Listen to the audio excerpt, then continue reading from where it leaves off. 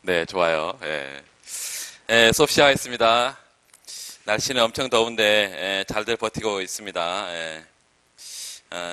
나라면 좀 한두 번 빠질만 한데, 매일매일 나오는 거 보니까 대단해요. 예. 오늘 일반균형 후생경제학 이렇게 할 건데, 일단 쉬운 것부터 하고 조금 어려운 내용도 좀 해보고 이렇게 하겠습니다. 자료가 나가 있어요. 자료 나가 있는데 하나씩 좀 내용 정리, 이론 정리를 먼저 하고 문제를 좀 다뤄볼게요. 일반 균형은 크게 이제 소비, 생산 경제가 포함되지 않는 일반 균형이 있고, 그 다음에 생산 경제를 포함한 일반 균형이 있어요. 그런데 생산 경제가 없는 일반 균형은 순수 교환 경제 일반 균형이라고 이렇게 부르고, 우리가 앞에서 봤던 소비자의 행동 원리, 소비자의 효용 극대화, 이제 한 사람이었는데요. 여기서는 이제 두 사람이 나옵니다. 그 다음에 재화가 XJ, Q 이렇게 가지고 한 재화였는데 이게 XY 두 재화가 나오고, 그래서 요소는 물론 두 요소고, 그래서 2x2x2 이런 전형적인 일반 균형 분석을 할 건데, 어떤 것을 일반 균형이라고 말하냐? 제너럴 이퀄리브리엄이 뭐냐? 첫 번째는 거기 일반 균형의 조건 밑줄. 첫 번째는 모든 소비자이다 밑줄. 모든 소비자, 우리는 두 명의 소비자를 간주해요. 그래서 두 명의 소비자가 둘 다 효용 극대화를 추구하고 있고 달성하고 있고, 두 번째 모든 기업, XJ를 생산하는 기업, YJ를 생산하는 기업, 그래서 두 기업 혹은 두 재화, 이 두 기업이 주어진 여건 하에서 이윤을 극대화하고 있냐 밑줄. 세 번째, 1번과 2번은 경제 주체가 최적화를 달성하고 있는가라고 하나의 물음으로 물을 수도 있겠습니다. 그 경제 주체는 소비자와 생산자입니다. 그 다음에 세 번째는 모든 시장에서 초과 수요와 초과 공급이 존재하지 않고 있느냐. 이 세 가지 질문에서 yes 이렇게 말하면 일반 균형, 제너럴 이퀄리브리엄 상태에 있다라고 말합니다. 일반 경쟁 균형, 그 경쟁이다 동그라미. 일반 경쟁 균형은 이런 일반 균형에다가 하나의 추가적인 조건이 필요한데, 가격 수용자로 행동해야 된다. 경제 주체가 가격 수용자, 프라이스 테이커. 우리가 경쟁 시장이 시장 가격을 수용했잖아요. 그런 것처럼 시장 가격을 수용하는 형태로 가면 이게 일반 경쟁 균형이라고 그러고, 그 일반 경쟁 균형을 월라스 균형이라고 부릅니다. 월라스 균형은 일반 균형이라고 아니면 일반 경쟁 균형이라고. 일반 경쟁 균형이다 월라스 균형은. 그리고 월라스 균형의 후생적인 특징이 뭐라 그랬어요? 월라스 균형의 후생적인 특징, 후생경제학의 제1정리다. 후생경제의 제1정리. 자, 용어를 몇 가지 확인하고 들어가겠습니다. 첫 번째, 에드워드 상자라는 것은 뭐죠? 에드워드 상자라는 것은 경제 내에 존재하는 모든 모든 요소를 혹은 모든 재화를 소비자가 소비 가능한 혹은 생산자가 생산 가능한 이런 요소들, 이걸 feasible allocation이라고 말하는데, 그 밑에 실현 가능한 자원 배분의 궤적들이에요. 에드워드 상자는. 그래서 순수 교환 경제에다 밑줄 긋고, 생산 경제가 없다면 두 상품 사이에 어떠한 교환 비율을 할 수도 균형이 이루어지는지, 또 이 균형이 어떤 성격을 갖는지 분석하기 유용한 분석 도구인데, 실현 가능한 자원 배분에다 별표. 실현 가능한 자원 배분, 한마디로 말하면 에드워드 상자 내의 자원 배분입니다. 에드워드 박스 내의 자원 배분이 실현 가능해. 그래서 두 소비자에게 배정된 각 상품의 합이 그 상품의 총 부존량 밑줄, 초과하지 않는 배분, 이걸 실현 가능한 자원 배분이다 이렇게 부르고, 이걸 실현 가능한 자원 배분은 나중에 부존 제약이라는 의미로 씁니다. 부존 제약. 파레토 개선이 뭐고 파레토 효율이 뭐고 다 알 겁니다. 파레토 효율성은 뭐예요? 파레토 최적이라는 것은 파레토 개선이 더 이상 불가능한 상태. 파레토 개선은 또 뭐예요? 한 소비자의 효용이 일정한 상태, 다른 소비자의 효용이 늘릴 수 없는 상태. 한 재화 생산을 일정하게 잡아두고 다른 재화 생산을 늘릴 수 없는 상태. 반대로 파레토 개선, 이걸 한 소비자의 효용을 감소시키지 않고는 다른 소비자의 효용을 증가시킬 수 없는 상태. 두 번째는 한 재화의 생산을 감소시키지 않고는 다른 재화의 생산을 늘릴 수 없는 상태. 이게 소비와 생산의 파레토 개선이고, 파레토 개선이 더 이상 불가능하면 어떻다고요? 파레토 최적이다. 파레토 개선이 더 이상 불가능한 상태, 파레토 최적. 파레토 우위라는 것은 파레토 열위와 다른 말입니다. 그래서 반대말인데, 다른 사회적 상태에 비해서 한 경제 주체의 후생이 높은 경우, 그런 상태를 파레토 우월한 상태라 이렇게 부릅니다. 자, 거기에 이제 교환경제 일반 균형에다 별표를 하고, 순수 교환경제 일반 균형, 거기에 이제 왈라스 균형이라는 것과 같이 좀 볼 건데요. 첫 번째 우리가 왈라스 균형 좀 봅시다.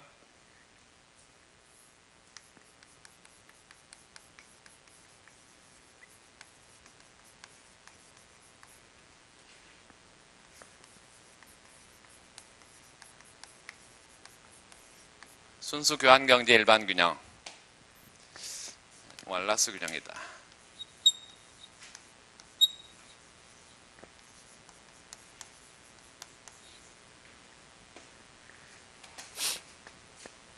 에드워드 상자라나 그래요.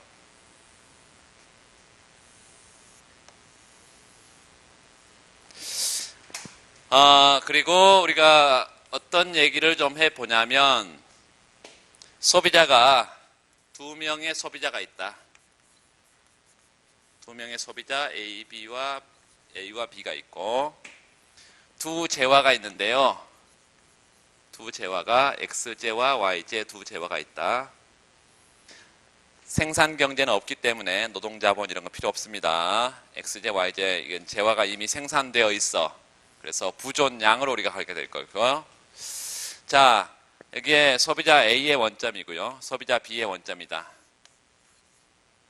경제 전체의 X재 부존량은 X바만큼 있고, Y재 부존량은 Y바만큼 있다. 자, 두 번째는 그래서 경제 전체 X재 부존량이 X바만큼 있고 Y재 부존량이 Y바만큼 있다는 것은 어떤 의미냐면, 소비자 A가 갖고 있는 X재의 부존량, 이걸 보통 이제 XA 바이를 쓰거나 XA 인다우먼트를 씁니다. 인다우먼트. 소비자 A가 갖고 있는 X재의 부존량, 그리고 소비자 B가 갖고 있는 X재의 부존량, 이걸 합하면 경제 전체의 X재 부존량 이렇게 말할 수 있겠어요. Y재 부존량도 누가 각각 갖고 있다? A가 갖고 있는 거의 부존량과 그 다음에 B가 갖고 있는 Y재 부존량을 합하면 경제 전체의 Y재 부존량이 됩니다. 초기점을 하나 찍을 텐데요. 초기점, 초기 부존점을 뭐 아무데나 하나 찍어도 되겠습니다. 이런 점 한 점 초기 부존점을 하고 이걸 I라고 하죠. I는 초기 부존점이고 Initial Endowment, 최초의 초기 부존점이다. 이 부존점을 지나는 가격 체계를 하나 이렇게 표시해 보면, 이렇게 가파른 가격 체계를 하나 표시합시다. 최초의 가격 체계라고 했어요. 우리가 P0라고 한번 해보면, P0. 이런 가격 체계 하에서 소비자 A의 무차별선이 원점인데 볼록하게 생겼다고 하면 두 소비자의 무차별선이 표준적인 무차별선이다. 그러면 원점부터 쭉 빠져나갈 거고, 빠져나가서 이 제약하에서 여기 접할 때까지 빠져나갈 거예요. 이게 소비자 A가 선택한 소비점이죠. QA. 그리고 그만큼의 효용을 누리겠죠. 누가? 소비자 A가. 두 번째, 소비자 B도 여기에 원점으로부터 쭉 바깥으로 빠져나올 텐데 이렇게 접할 때까지 빠져나간다. 이렇게 해봅시다. 그러면 이거는 소비자 B의 소비 선택점일 것이고, QB점. 그리고 이만큼의 뭐를 누려? 이렇게 효용을 누리겠지. 자, 그러면 우리 이런 생각을 한번 해보자고. 모색 과정이라는 게 있는데, 처음부터 균형이면 뭐 당연히 모색 과정이 필요 없어. 그런데 최초의 상태는 불균형이니까 모색 과정이 필요하겠죠. 자, 처음에 일반 균형이 달성되지 않은 상태야. 그 다음에 일반 균형을 달성해가는 과정을 모색 과정, 이 왈라스 가격 조정이 가져오는 모색 과정을 왈라스 모색 과정이라 이렇게 부릅니다. 왈라스의 모색 과정.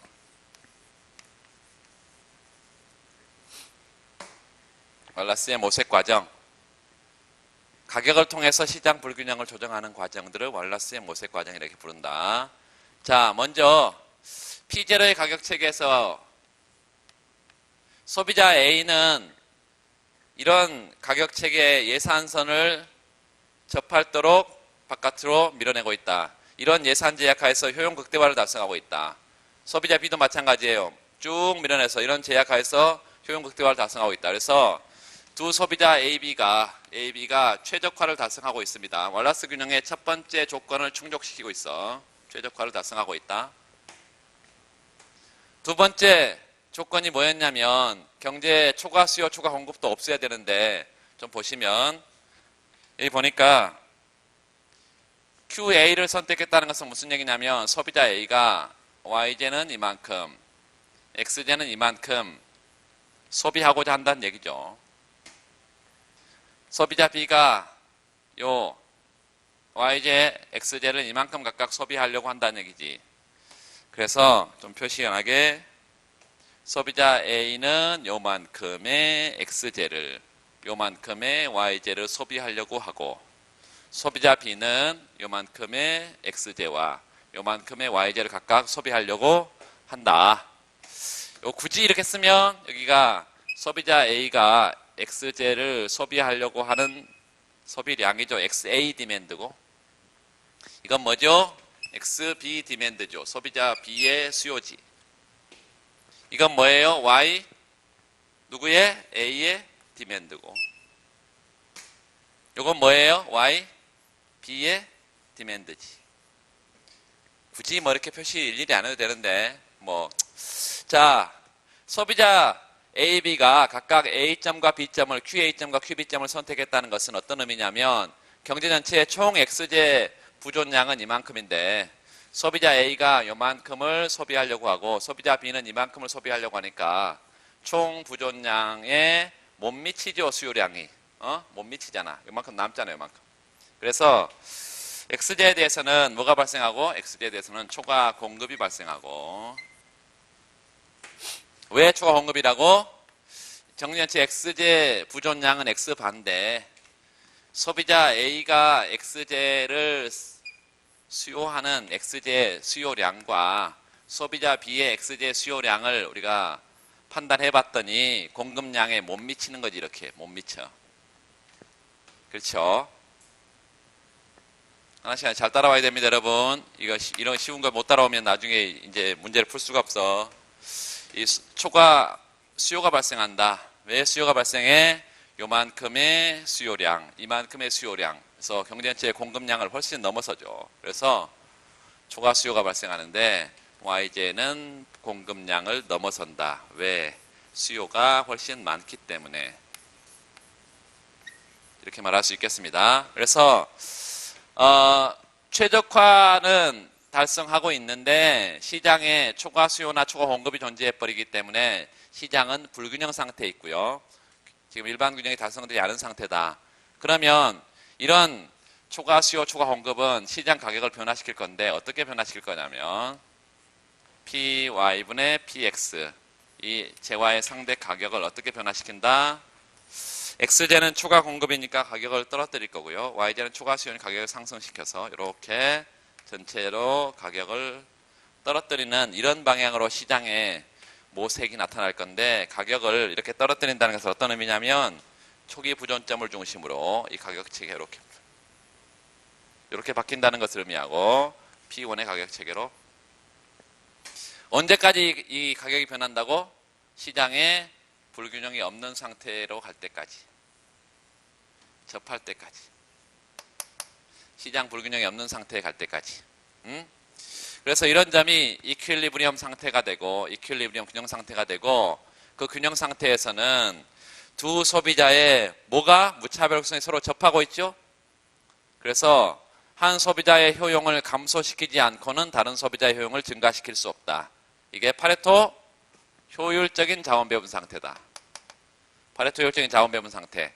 이런 파레토 효율적인 자원 배분 상태는 하나만 있는 게 아니라 무수히 사실은 많습니다. 그래서 나중에 보겠지만 이런 점들을 다 연결을 하면 무수히 많다는 게 파레토 효율적인 자원 배분점은 무수히 많다는 게 이런 점들을 다 연결한 것을 이걸 뭐라고 하냐면 컨트랙트 커브라고 그러는데, 컨트랙트 커브, 계약 곡선이다. 계약 곡선. 이 계약 곡선은 순수 교환 경제에서 소비의 계약 곡선도 있고요. 나중에 생산 경제에 가면 이제 생산의 계약 곡선도 있고, 한마디로 말하면 계약 곡선은 소비의 효율성 조건이 충족된 상태다. 두 소비자의 무차별성이 서로 접하는 점들을 다 연결한 겁니다. 그래서 소비 효율성 조건이 충족된 상태고, 자, 초기 자원 배분점에서는 비효율적이니까 서로 교환을 했을 건데, 그 교환을 하는 과정에서 어떻게 되고 있냐면, 소비자 A와 소비자 B의 효용이 전부 다 증가하고 있어야 이런 점으로 가겠죠. 그렇죠? 그 말은 초기 자원 배분 상태에서는 무차별성이 서로 크로스하고 있어야 된다는 얘기예요. 크로스. 이렇게. 여기다 그러니까 좀 복잡해져 버리는데요. 여러분 안 그래도 되겠습니다. 예, 안 그래도 나 하나 더 그릴게요. 모색 과정 자체가 중요하니까. 여기서 이제 후생경의 제일 정리까지 전부 다 설명해 버릴 수가 있습니다. 초기 자원 배분점을 지나는 무차별성이 서로 크로스되고 있어서 비효율적인 자원 배분 상태인데, 요게 지금 둘러싸인 영역, 이걸 코어 영역이라 그러는데, 코어 영역의 한 점으로 두 소비자들이 서로 뭘 통해서 자발적인 교환을 통해서 이리로 갈 수가 있다는 얘기인데, 하여튼 이런 모색 과정을 통해서 최종적으로 뭐가 달성돼? 월라스 균형이 달성됩니다. 월라스 균형. 월라스이안 이퀄리브리엄이라서.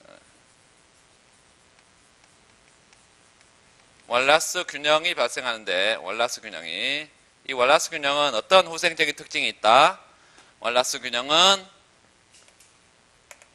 일반 경쟁 균형이면서 제너럴 컴피터티브 이퀄리브리엄, 일반 경쟁 균형이면서 파레토 효율적인 자원 배분 상태가 된다 이거죠. 일반 경쟁 균형이면서 파레토 효율적인 자원 배분 상태가 된다. 그래서 후생 경제학의 일정리인데, 일정리는 뭐냐면 이상적인 시장 조건이 충족이 되면, 그 조건들을 조금 이따 보겠지만, 이상적인 시장 조건이 충족이 되면 일반 균형 가격 체계만 존재한다고 할 때 시장이 알아서 스스로 파레토 효율적인 자원 배분점을 찾아간다 이것입니다. 시장이 알아서 스스로. 이게 시장이 알아서 지금 불균형을 조정했지 정부가 뭐 들어와서 뭐 한 일이 있나요? 없죠.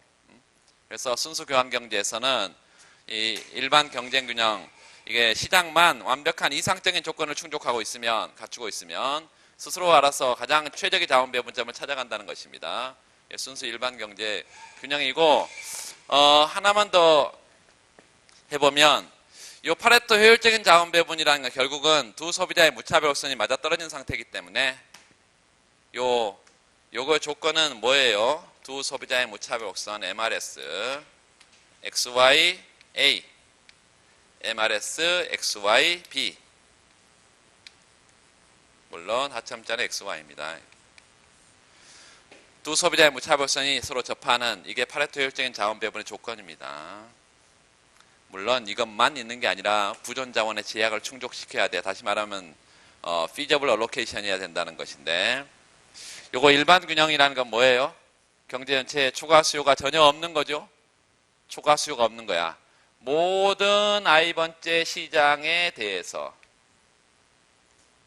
초과 수요, 요 ZI 보통 쓰는데요. 이 초과 수요, 일반 균형 가격 체계를 집어넣었을 때 초과 수요가 없는, 이걸 일반 균형 조건이라고 말하고요. 일반 균형 조건이라고 말하고, 이게 파레토 효율적인 조건이다. 그래서 일반 균형이 달성되면 파레토 효율적이다라는 게 지금 월라스 균형의 후생적인 특징입니다. 거기 다 강의 안에 나와 있어. 그래서 그 그래프 분석의 그래프 나에 보면 초기 부존점으로부터 자발적인 교환을 통해서 파레토 개선이 더 이상 불가능한 밑줄 파레토 효율적인 자원 배분점으로 이동할 수 있다. 그래서 교환의 효율성이 충족된 상태의 궤적을 그 계약곡선이라고 제가 드린다고 말씀드렸어요. 계약곡선. 그리고 계약곡선 상에서는 항상 두 소비자의 무차별 곡선의 접선이 맞아떨어지기 때문에 MRS 이퀄이다. 월라스 균형에서 월라스 균형 그 평가를 좀 보시면, 평가 월라스 균형에서 각 경제 주체의 효용이 극대화되고 밑줄. 두 번째, 각 상품에 대한 초과 수요가 0이며 경제 주체는 일반 균형 가격을 그대로 받아들이죠. 그래서 가격 수용자로 행동한다.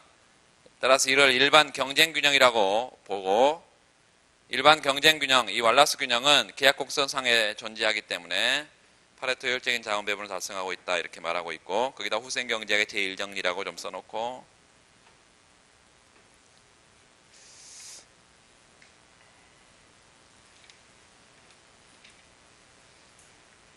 그 뒤에 그 일반 균형의 존재에 월라스 법칙이라는 게 있습니다. 월라스 법칙, 그것 좀 잠깐 보고.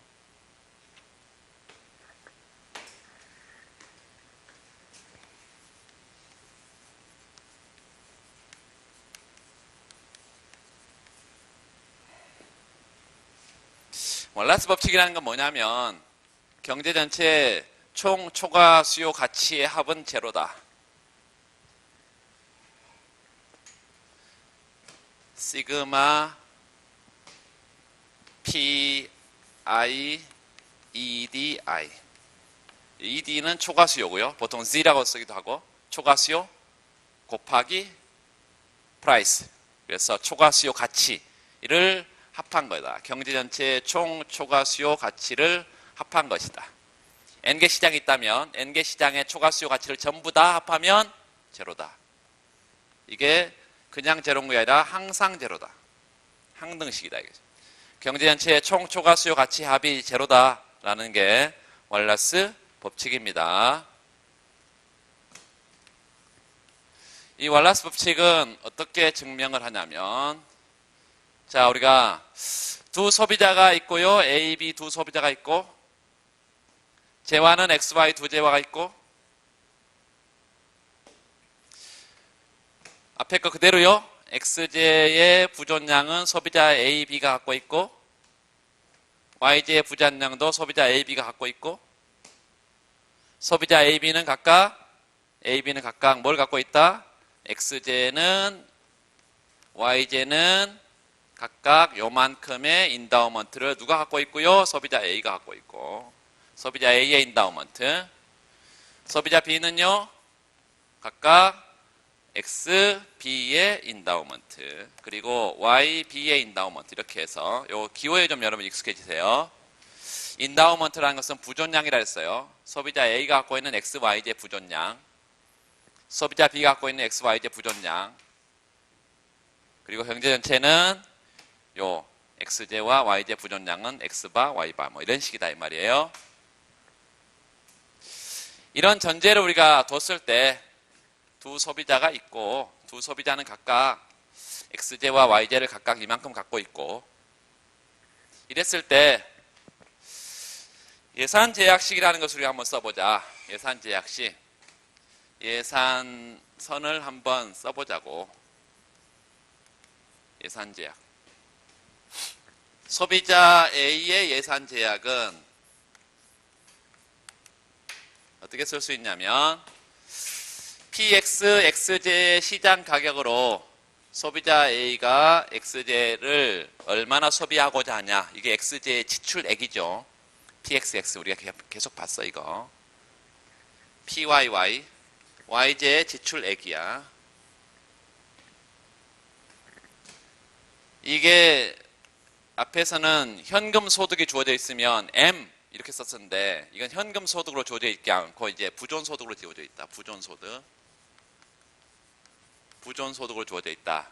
그 말은 소비자 A는 X제는 요만큼 갖고 있고 Y제는 이만큼 갖고 있단 말이에요. 이걸 시장에 내다 팔면 자기가 갖고 있는 소득이 돼. 어떻게 팔 수 있어? PX 가격으로, X제 가격으로 X제를 팔 수 있는데 얼마를 팔 수 있어요? 소비자 A가 X의 인다우먼트만큼 팔 수 있겠지. 내다 팔 수 있지. X제의 부존 소득이에요. 그 다음에 PY, Y제 가격에다가 뭐 소비자 A가 갖고 있는 Y제 부존량을 내다 팔 수 있겠지. 그래서 이게 소비자 A의 X, Y의 부존 소득이다. 부존 소득. 요거에 익숙해져야 됩니다. 요거요. 처음에 이게 익숙하지가 않아. 요 부존 소득이다. 갖고 있어. 자, 소비자 B도 마찬가지예요. 그대로 써봐. 소비자 B도. 여기를 이제 하참자를 다 여기에 기호를 쓰겠습니다. 소비자 A가 XA, YA 이렇게. 여기 XA 인다우먼트, YA 인다우먼트. A의 수요량 이 말이에요. A의 YJ 수요량 이렇게. 소비자 B도 마찬가지 똑같이 시장의 PX 가격으로 X B만큼 소비자 B가 소비하려고 할 것이고요. 그 다음에 PY, YJ 가격으로 YB만큼 소비하려고 할 거야.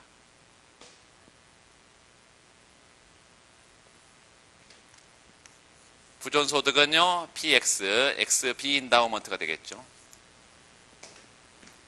그리고 PY, YB 인다우먼트가 되지.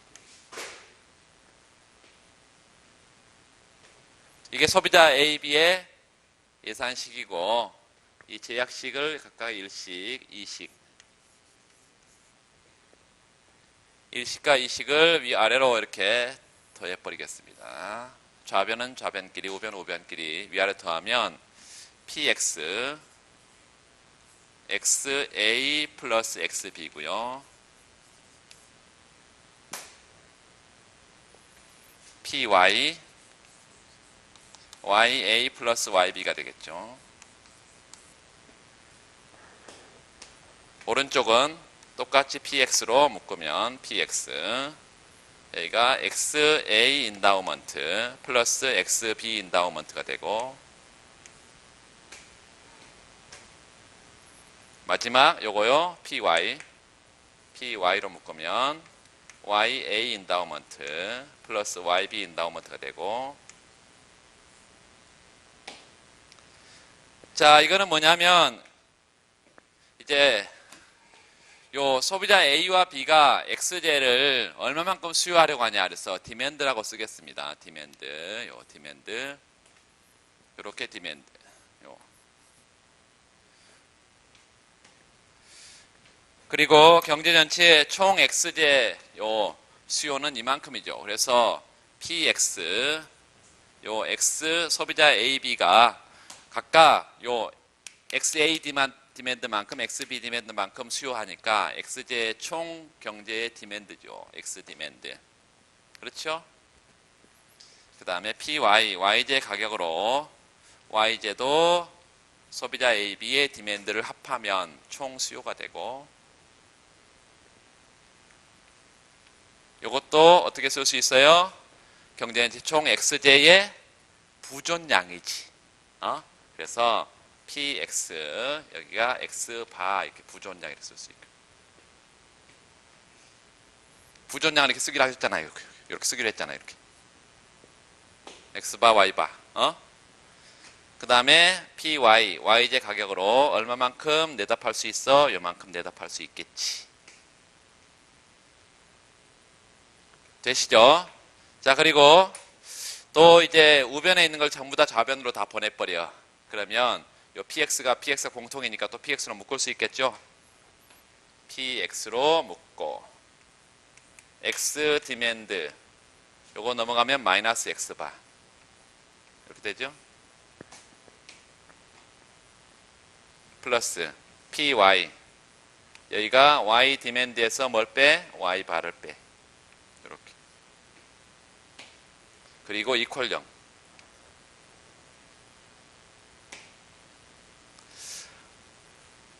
요게 뭐죠?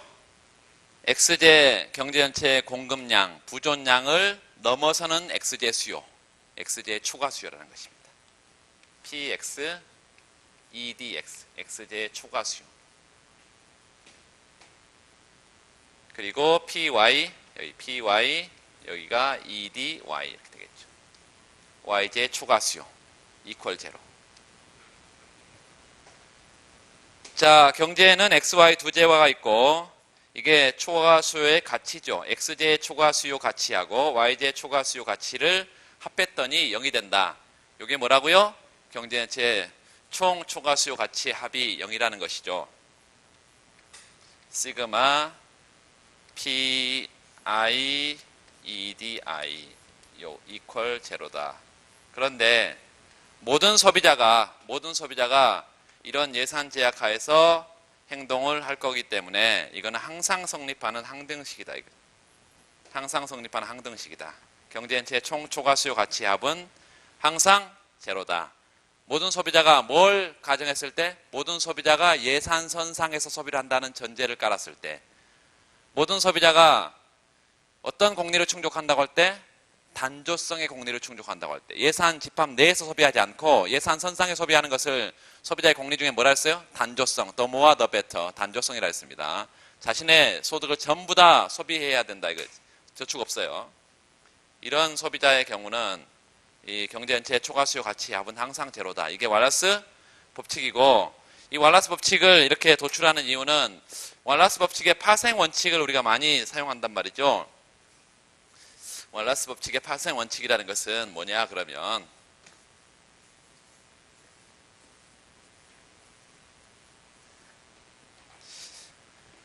자,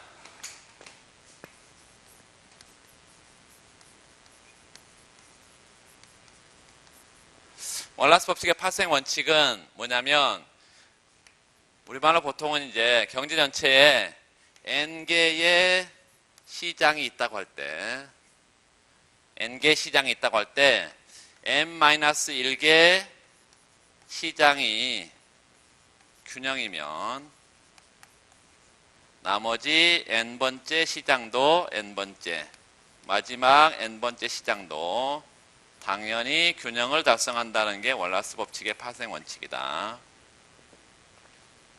경제에 5개의 시장이 있다면, 생산물 시장, 화폐 시장, 노동 시장, 증권 시장, 채권 시장, 이런 시장들이 있다고 하면 4개 시장이 균형이면 나머지 1개 시장도 자동 균형이다.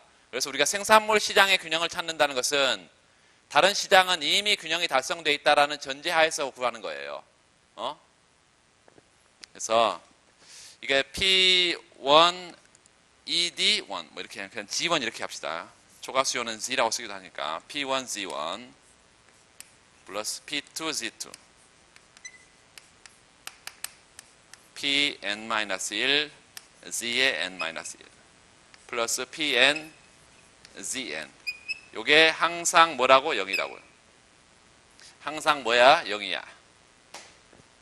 그러면 n-1개 시장의 균형이라는 것은 요 Z1도 0이고 Z2도 0이고 어디까지 0이라는 거야? Zn-1까지 전부 다 0이라는 거죠. 이게 전부 다 0이야. 그러면 나머지 당연히 Pn, Zn도 당연히 0이라는 것을 의미하고, 가격은 0이 될 수 없으니까 요 n번째 시장도 초과 수요가 없다 이것입니다. n번째 시장도 당연히 균형이다. 이 왈라스 법칙의 파생 원칙이고, 왈라스의 파생 원칙을 가지고, 이 왈라스 법칙을 가지고 우리가 거시경제학 가가지고 시장에 여러 개의 시장이, 거시경제 시장에는 무수히 많은 시장들이 있는데 우리가 한 개 시장의 균형만 달성해서 균형 가격, 균형 거래량이라고 말한다. 다른 시장이 불균형이라면 이게 균형 가격이 될 수가 없다. 이거.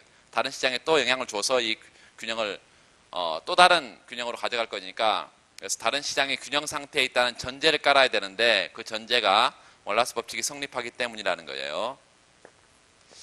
일단 왈라스 법칙까지 잠깐 했고, 그 다음에 후생경제학의 제1정지를 좀 273페이지 후생경제학 제1정리와 2정리를 좀 보면, 거기까지 좀 보고 문제를 좀 보겠습니다.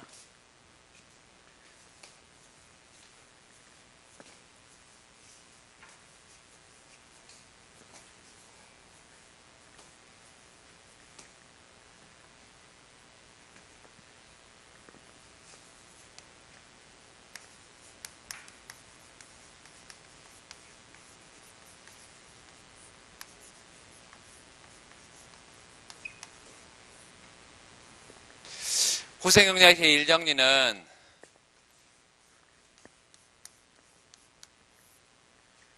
경제의 선호체계가, 소비자의 선호체계가 강단조성이고, 쉽게 말하면 소비자의 선호가 원점에 대해 볼록하고 이 말입니다. 강단조성이고, 외부성이 존재하지 않는다면, 다시 말하면 단조성, 이게 성립하고 경제 전체에 외부성이 존재하지 않는다면 이렇게 되어 있는데요. 사실은 이 외부성이 존재하지 않는다. 이것만 필요한 게 아니라 모든 시장 실패의 요인이 없어야 됩니다. 시장 실패의 요인이 없어야 돼. 그러면 외부성도 공공재도 비대칭 정보도 또 불안전 경쟁도 이런 전혀 시장 실패의 요인이 없는 이런 상태, 다시 말하면 이상적인 시장의 조건이 충족된 상태에서, 이상적인 시장 조건이 충족된 상태에서 일반 제너럴 이퀄리브리엄, 일반 균형은 파레토 효율적이다라는 게 후생경제학의 제1정리입니다. 일반 균형은 제너럴 이퀄리브리엄, 일반 균형은 파레토 효율적이다. 일반 균형 가격 체계만 존재하면 시장이 스스로, 민간이 자발적으로 사적 자치에 의해서, 자발적인 계약을 통해 사적 자치에 의해서 파레토 효율적인 자원 배분점을 스스로 찾아간다. 이 시장이 스스로 또는 민간이 자발적인 계약에 의해서 이거를 보이지 않는 손, 아담 스미스는 인비저블 핸드라고 불렀다. 보이지 않는 손에 의해서 시장이 가장 최적의 자원 배분점, 파레토 효율적인 자원 배분점을 찾아간다 이 말이에요. 이게 후생경제의 제1정리인데 앞에서 본 월라스 균형이 후생경제의 제1정리 그래프라고 생각하시면 되겠습니다. 월라스 균형, 조금 이제 다른 좀 간단한 그래프를 하나 그려보면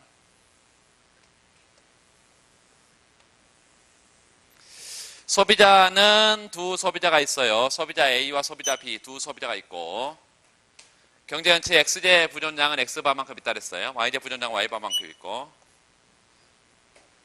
초기 부존점을 한 점 찍고 이니셜 인다우먼트,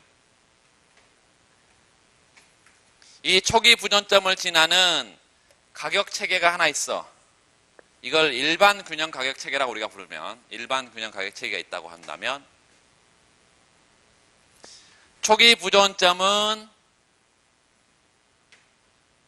파레토 비효율적인 자원 배분점이라고 우리 생각하자. 왜냐하면 이제 모색 과정을 우리가 보려고 하면 초기 상태는 비효율적이어야 효율적인 자원 배분점을 찾아간단 말이죠. 그래서 이 초기 상태에서는 이런 형태의 무차별 곡선이 두 소비의 무차별 곡선이 이렇게 크로스가 되고 있다고 이렇게,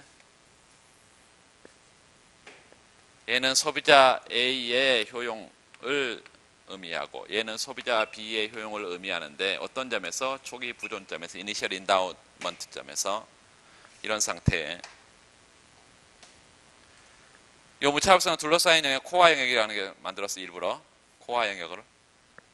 그래서 코어 영역의 한 점으로 일반 균형 가격 체계 위에 또 다른 한 점을 찍어서 소비자 A가 바깥으로 쭉 밀어낼 수 있는데 이 제약을 만족시키는 거. 소비자 B도 쭉 바깥으로 밀어내서 접할 때까지 이렇게 이런 점을 간다고 하면 이런 점을 2점,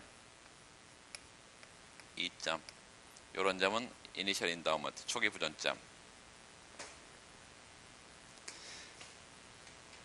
자, 이 I점에서 2점으로 이렇게 올라간다는 것은 어떤 의미냐면요. 초기 부존점에서 코어 영역의 한 점으로 올라간다는 것은 어떤 의미냐면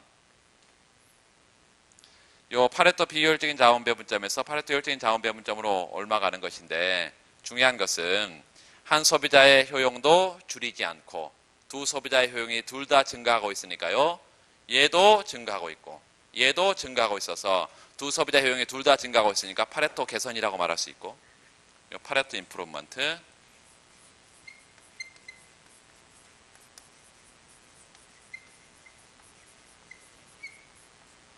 파레토 개선을 달성하고 있다. 파레토 개선. 그래서 이 점 가면 이제 더 이상 파레토 개선이 불가능한 파레토 최적 상태에 이르는 것이고 이런 점들을 연결하는 것을 우리가 계약곡선이라고 불렀고 이 계약곡선. 그래서 우리가 결론은 뭐냐면 초기 자원 배분점을 지나는 뭐만 존재한다면 일반 균형 가격 체계만 존재한다면 시장이 알아서 어떤 점으로 파레토 효율적인 자원 배분점을 찾아간다는 거예요.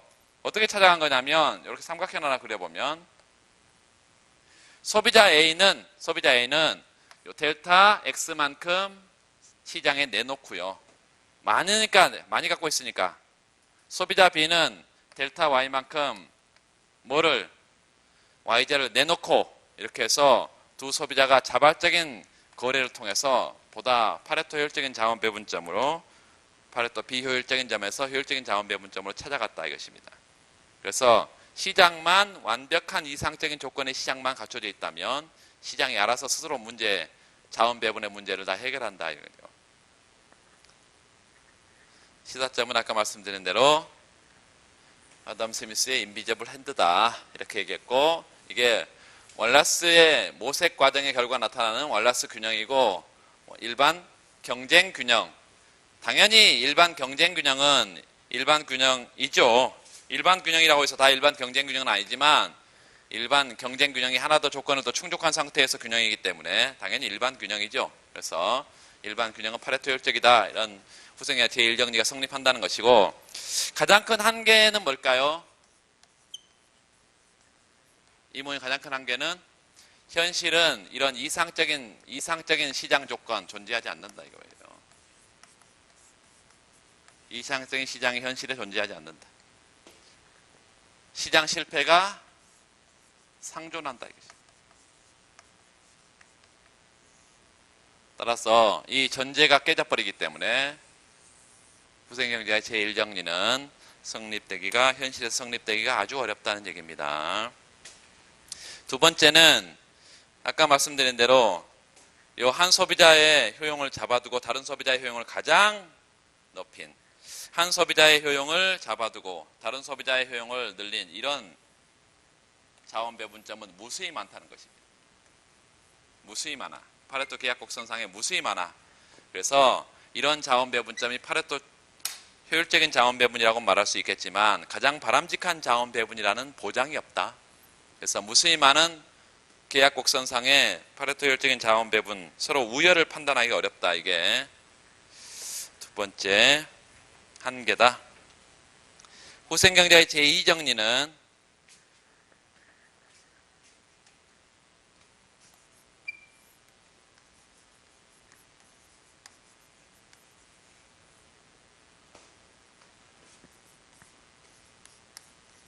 앞에 1정리가 제너럴 이퀄리브리엄, 이상적인 조건 하에서 일반 균형 가격 체계만 존재하면 시장이 알아서 파레토 효율적인 자원 배분을 찾아간다 이랬는데, 이게 1정리라면 이게 여기 성립하냐, 이게 2정리입니다.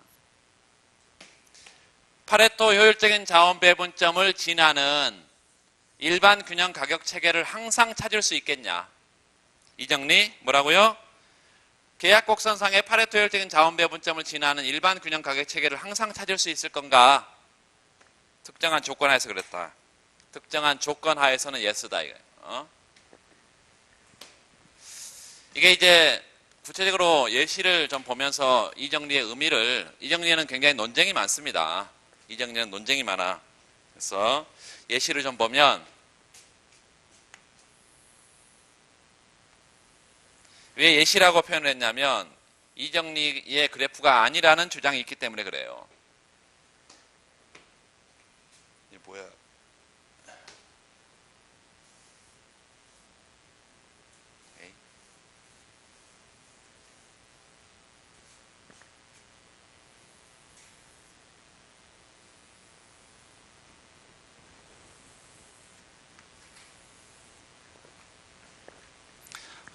이 A의 원점이고요. B의 원점이야.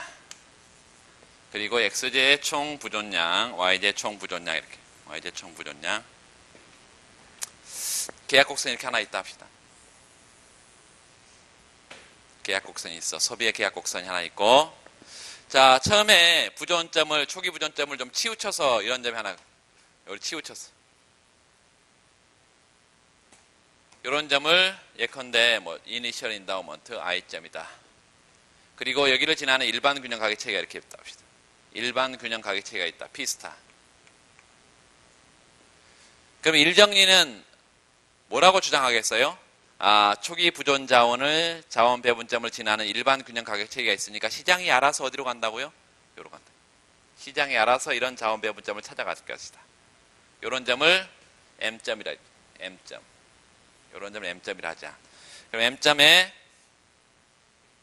파레토 효율적인 자원 배분점이기 때문에 이렇게 두 소비자의 무차협선이 서로 접하고 있을 거예요. 이렇게 M점. 자, 초기 자원 배분점을 지나는 일반 균형 가격 체계만 있으면 시장이 알아서 스스로 M점을 찾아갈 것이다. 이게 후생경제의 제1정리입니다. 1정리야. 그런데 보니까 이 M점이라는 시장 스스로 찾아가는 점을 봤더니 소비자 A가 거의 대부분의 XJ와 YJ를 소비하고 있고 소비자 B는 아주 적은 XJ와 YJ를 소비하고 있는 소득 분배 쪽에서 아주 불공평한 자원 배분점이다. 시장이 찾아간 이 자원 배분점은 아주 불공평한 자원 배분점이다. 라고 정부가 판단을 했고 정부가 판단하기에는 우리 사회에서 가장 최적의 자원 배분 상태는 이런 자원 배분 상태라고 하나 정했다 이것이. H라는 자원 배분 상태가 가장 바람직한 자원 배분 상태로 하나 정했다. 그러면 요 초기 자원 배분 상태의 요 I점을 바로 1로 옮겨주는 것은 사실상 불가능에 가깝기 때문에 어떻게 해야 되냐? 요 H라는 자원 배분을 지나는 또 일반 균형 가격 체계가 존재할 것이고요. 요런 일반 균형 가격 체계가 H라는 자원 배분점을 지나는 가격 체계가 존재할 것이고 이 가격 체계 위에 한 점에만 예컨대 R점 요 한 점에만 올려놓을 수 있다면 여기에만 올려놓을 수 있다면 시장이 알아서 어디로 가니까 이렇게 H라는 자원 배분점을 찾아갈 거니까 우리가 할 일은 뭐다? 정부가 할 일은 뭐라고요? 목표로 하는 자원 배분점을 요 H라는 정부가 목표로 하는 자원 배분점을 하나 설정을 하고 요 I라는 초기 자원 배분점으로부터 이렇게 R점으로 일반 균형 가격 체계 위에 한 점으로만 올려놓는 작업만 하면 된다. 그 작업이 뭐냐? 소득 재분배 정책이다.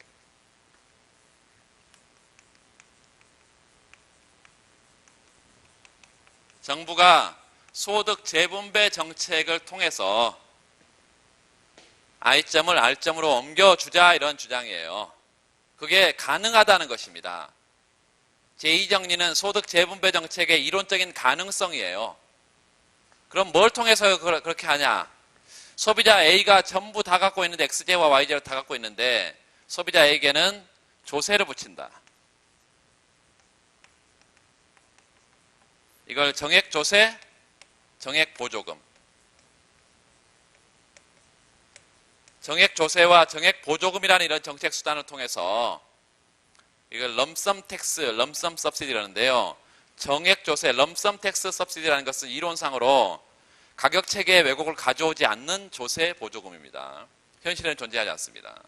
현실에는 정액조세나 정액보조금이 이게 가격 체계 왜곡을 반드시 가져오기 때문에 현실에 존재하지 않는 이상적인 럼썸 텍스를 우리가 가정을 하게 되면 요 가격 체계에 손질은 가하지 않으면서 가격 체계는 아무런 왜곡은 가져오지 않으면서 일반 균형 가격 체계 위에만 올려놓을 수 있다.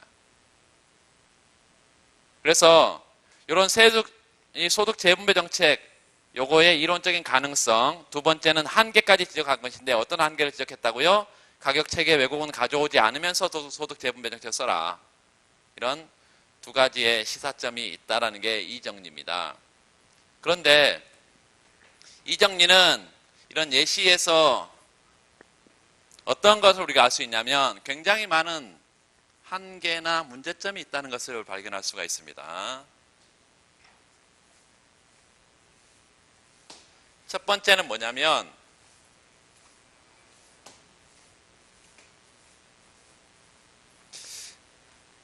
요 H라는 자원 배분점 누가 정했어요? 정부가 정했다. 정부가 정한 H라는 이 자원 배분점은요. 정부가 정한 목표인데요. 어떤 목표라고? 정부가 이 사회의 가장 바람직한 자원 배분 상태다라고 H라는 자원 배분점을 정했는데 정부가 신도 아닌데 어떻게 이 사회의 가장 바람직한 자원 배분점이라는 확신이 있냐 이 말이에요. 정부가 불안전 정보 상황에 있기 때문에 완전한 경제 주체가 아니란 말이에요. 이 불안전 정보 상황에서 이 목표라는 자원 배분점이 사회적으로 최적이라는 보장 없어.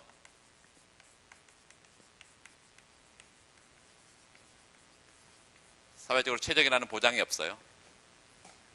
두 번째, 여기 재분배 정책을 쓴다고 하는데 럼섬 텍스 서브시디 이 정책 수단 가기 전에 여기 소비자 A하고 소비자 B인데 소비자 A가 너무 많은 부존량을 갖고 소비를 하기 때문에 뭐 한다는 거예요? A에게 세금을 걷고 B에게 보조금을 줘라 이건데 현실에서는 무수히 많은 소비자가 있는데 누굴 A로 보고 누굴 B로 볼 거냐. 이게 이른바 from to의 문제인데요. 누구로부터 누구에게 조세와 보조금 대상으로 삼을 거냐 이 말이에요. 누구에게 세금을 걷어서 누구에게 줄 거냐 이 말이지.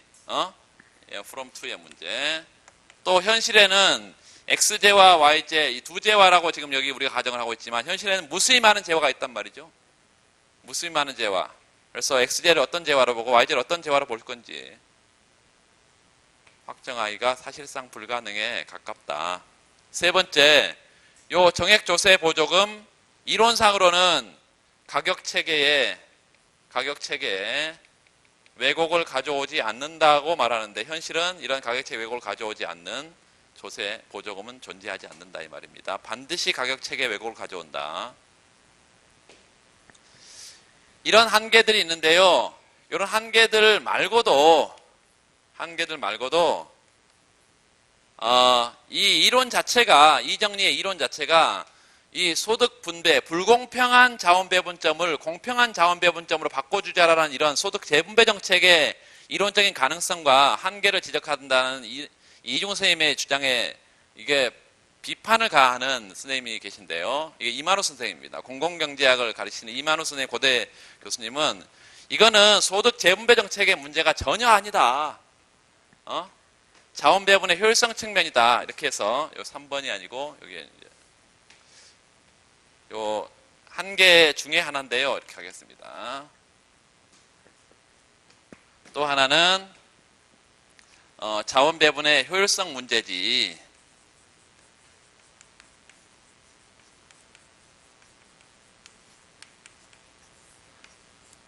자원 배분의 효율성 문제다. 이 비효율성을 치유하기 위한 정부의 개입이지. 시장 실패를 뭐하기 위해? 시장 실패를 치유하자는 문제지. 이게 이 정리가 소득분배 불공평성과는 전혀 상관이 없다. 미시경제학에서 무슨 소득분배 불공평성이냐?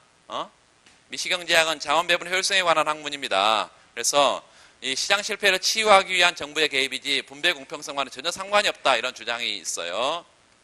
이 주장은 이렇게 그래프를 그리면서 설명을 합니다. XY 두 제와 평면이 있고 생산 가능 곡선이 이렇게 있어요. 생산 가능 곡선이 뭐죠? 경제 내에 존재하는 요소와 기술을 가장 효율적으로 생산 과정에 투입했을 때 생산 가능한 production possibility, 생산 가능한 두 제와의 궤적이다 이 말이죠. 이 두 제와의 궤적상에 한 점을 찍어보고 이 한 점에서 경제의 요 A점, 이 점에서 소비자 이 경제전체의 X제를 X바만큼, Y제를 Y바만큼 생산을 했다 이 말이죠. 그러면 이게 생산 가능 곡선으로부터 뭘 도출할 수 있냐면 이만큼의 에지워드 박스를 도출할 수 있고요. 생산 가능 곡선이라는 것은 PPC라는 것은요. PPC 경제 내에 생산 요소하고 생산 기술을 가장 효율적으로 생산 과정에 투입했기 때문에 생산의 효율성이 충족된 궤적이라고 말할 수 있어요. PPC는 뭐라고요? 생산의 에지워드 박스를 여러분 원래는 그 기본 강의 다 했을 거예요. 생산의 에지워드 박스에 있는 계약 곡선을 뭘로 옮긴 거예요? XY 평면으로 옮긴 거야. 그러니까 생산의 효율성 조건이 충족된 상태가 생산의 계약 곡선인데 그 계약 곡선의 상의 점들을 뭘로 옮긴 거라고? XY 평면으로 옮긴 거라고. 그러니까 PPC 상에 있다는 것 자체가 뭐예요? 생산의 효율성 조건이 충족된 상태입니다. 생산의 효율성 조건이 충족된 상태야. 이제 뭐 하기만 하면 돼요? 우리가 두 소비자에게 효율적으로 나누기만 하면 됩니다. 그런데 그 나누는 거를 이렇게 계약 곡선으로 나누면 되지. 왜냐하면 계약 곡선 자체가 두 소비자의 무차곡선이 맞아 떨어진 상태니까. 그게 가장 효율적인 자원 배분점들이니까 소비에. 그래서 이거를 이제 A점이라고 뭐 이렇게 합시다. 이런 점을 소비자 똑같이 그냥 쉽게 이해하기 위해서 OA의 원점, OB의 원점 이렇게. 두 원점이라고 우리가 표시를 하고 두 소비자에게 골고루 나눈다 이렇게 하면 예를 들어서 무차별선이 접하는 점들은 무수히 많은데 접선을 하나 이렇게 표시를 해보겠습니다. 하나는 여기를 지나는 이런 형태의 생산 가능 곡선의 접선의 기울기 뭐죠? MRT입니다. MRT.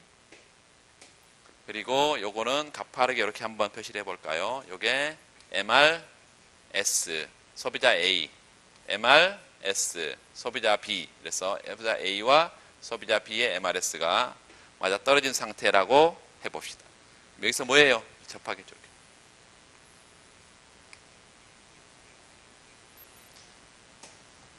그런데 여기가 지금 여기서 말하는 M점이다. M점. 이런 자원 배분점이 얘하고 얘가 안 맞아서 소비의 효율성 조건은 충족시키고 있고 또 생산 가능 곡선상에 있기 때문에 생산의 효율성 조건도 충족시키고 있지만 얘하고 얘가 안 맞는 종합적 효율성 조건, 산출물 구성의 효율성 조건이 충족이 안 되고 있다 이 말입니다. MRS, XY, 소비자 A의 MRS하고 뭐는 같아?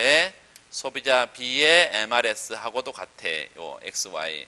그런데 요 MRT, 생산 가능 곡선의 접선의 기울기, MRT하고 안 맞다 이것입니다. 안 맞아. 그래서 이 종합적 효율성 조건이 충족이 안 되고 있어. 종합적 효율성 조건이 어떻게 안 되고 있어 지금? 뭐가 더 커요? MRS가 더 큰 이런 형태로 지금 이런 형태로 깨져 있다 이거죠. 응? 이런 형태로 깨져 있어요. 그래서 정부가 정한 이 H라는 목표라는 자원 배분점은 이런 자원 배분점이 불공평하기 때문에 정한 게 아니라 이런 파레토 비효율적인 상태를 치유하기 위해서 정부가 개입한 것이다. 그래서 이건 뭐예요? MU Y분의 MU X라고 쓸 수 있겠고 MRS는 이건 뭐죠? MC Y분의 MC X라고 쓸 수 있고 이게 부등호가 이렇게 생겼다.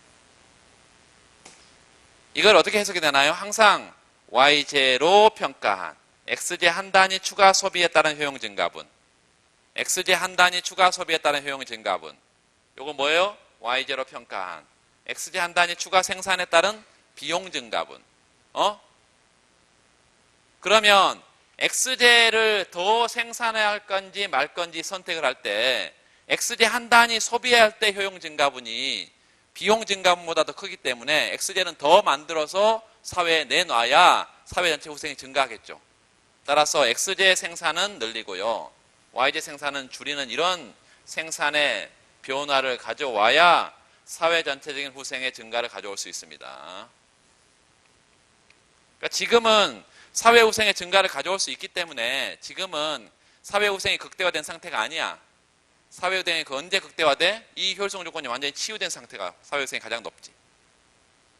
이 비효율적인 상태가 다 치유된 상태가 가장 효율성이 높지. 그래서 그런 경우는 X의 생산을 더 늘리고 Y의 생산을 줄인 형태로 자 어디로 간다고요? 생산점 이런 점으로 간다. 그래서 OB 프라임점으로 이런 점으로 가야 X제 생산은 늘리고 Y제 생산은 줄여야 이래야 이런 상태가 치유가 되면서 효율적인 자원 배분 상태로 간다 이 말이에요. 근데 여기서는 더 그리지 마세요. 요 한 점을 통해서 우리가 에즈워드 박스를 그렸잖아요.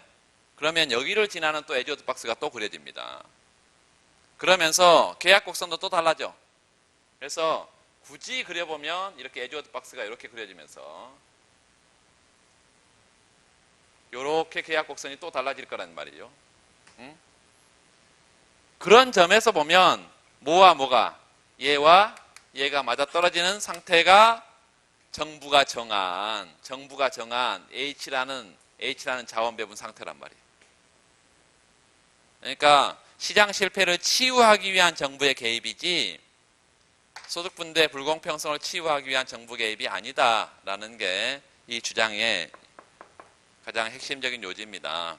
그래서 요걸 구체적으로 요건 그릴 필요 없고 한 점이 이 점에서 어떤 점으로 가야 이런 점으로 방향이 XJ 생산을 늘리고 YJ 생산을 줄이는 방향으로 가면 파레토 비효율적인 자원 배분이 효율적인 자원 배분 상태로 간다라고 설명만 해주면 되겠습니다.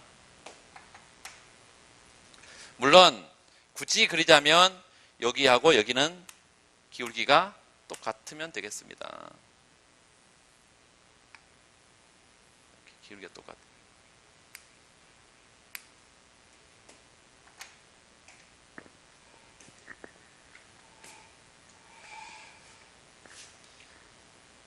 호세경제 제2정리까지 좀 했고 거기 마지막에 275페이지 이정리 한계를 좀 잘 체크를 해두세요. 이정리 한계, 정보 제약의 문제, from to의 문제, 정부가 정액조세, 정액보조금을 이용해서 재분배 정책을 쓰면 반드시 가격체계의 왜곡을 가져올 수밖에 없다. 또 목표 자원배 문자 및 최적이라는 보장이 있냐? 가장 중요한 것도 또 하나 지금 마지막 완벽한 이상적인 조건이라는 것이 원래는 일정리 한계인데 왜 이정리에 들어와 있어?